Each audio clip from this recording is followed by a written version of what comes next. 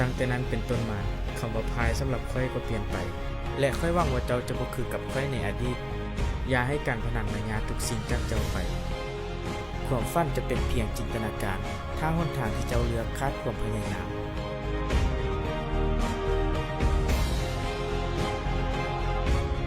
คำว่าพายสำหรับข้อยในตอนนี้มันคือศิลปะ